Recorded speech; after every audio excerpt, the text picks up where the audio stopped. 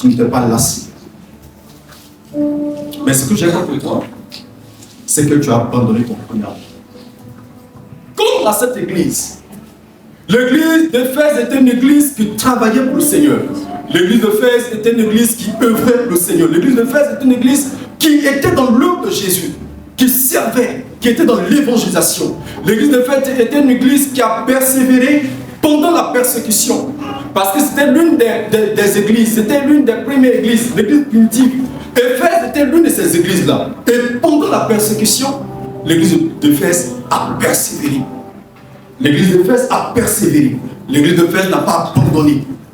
L'église d'Éphèse a persévéré. Et c'est ce que le Seigneur dit. Je le connais. Je reconnais que tu as persévéré. Je reconnais que tu as souffert à cause de mon nom. Je reconnais toutes ces choses-là. Mais ce que j'ai contre toi, c'est que tu as abandonné ton premier amour. Et comme à cette église, le Seigneur s'adresse ici à l'église d'André. Nous avons abandonné notre premier amour.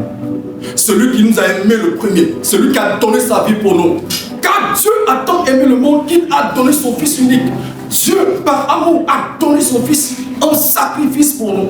Ce Dieu qui nous a aimés depuis le commencement, ce Dieu qui nous a aimés tel que nous sommes, ce Dieu qui nous a donné son amour, un amour inconditionnel. Nous, en tant qu'Église, nous avons abandonné notre premier amour. Demande à ton voisin, pourquoi as-tu abandonné ton premier amour? Pourquoi as-tu abandonné ton premier amour? Pourquoi? Pourquoi? Alléluia. C'est un avertissement qui résonne pour nous aujourd'hui en tant qu'Église. Malgré notre engagement, malgré nos activités, il est essentiel de ne pas perdre l'intensité de notre amour pour Dieu. Il est important pour nous en tant qu'Église, malgré tout ce que nous faisons, il est important de ne pas perdre notre intensité, l'amour que nous avons pour Christ. Et l'église d'Éphèse faisait beaucoup de choses.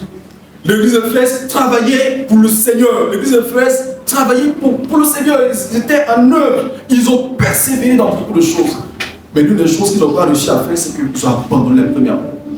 Combien de personnes n'abandonnent pas Jésus? Je connais beaucoup de personnes qui abandonnent Jésus, qui ont abandonné leur premier amour. Si nous faisons un pourcentage, 90% des personnes qui viennent à l'église ont abandonné leur premier amour.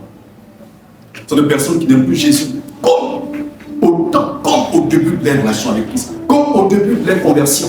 Ils ont abandonné leur premier amour. Je crois qu'à la fin de ce culte, tu vas revenir à ton premier amour au nom de Jésus-Christ. Alléluia.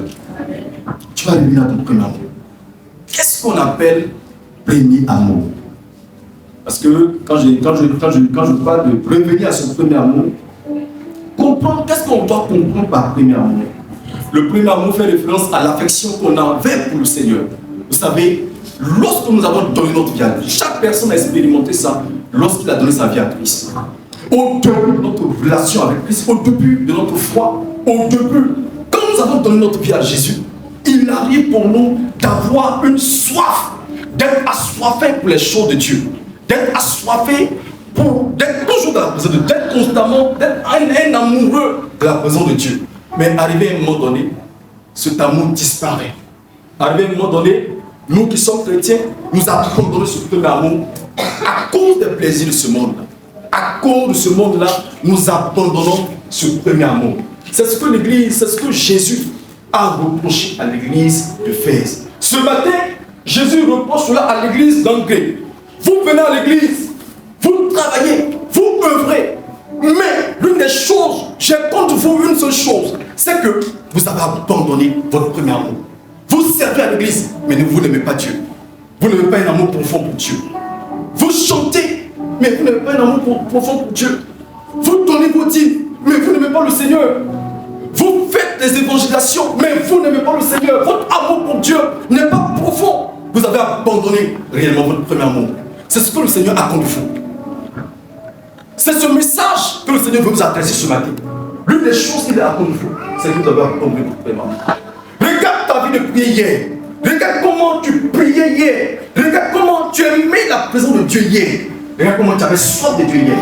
Aujourd'hui, où tu es? Aujourd'hui, où tu es? Où est ta relation avec Jésus? Quand on parle de prière, tu es énervé. Tu n'aimes plus les temps de prière. Mais hier, tu étais un amoureux. Hier, tu étais un intime de Jésus. Aujourd'hui, tu n'as aucune relation avec Jésus. Mais tu viens à l'église.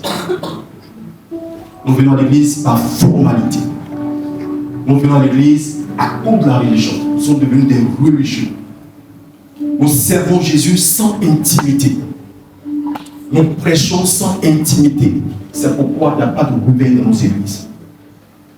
Le réveil viendra avec des personnes qui sont amoureux, qui décident de revenir à leur premier amour. Est-ce que quelqu'un me comprend? Amen. Amen. Amen. Ce genre de message, on ne donne pas à rien de Dieu.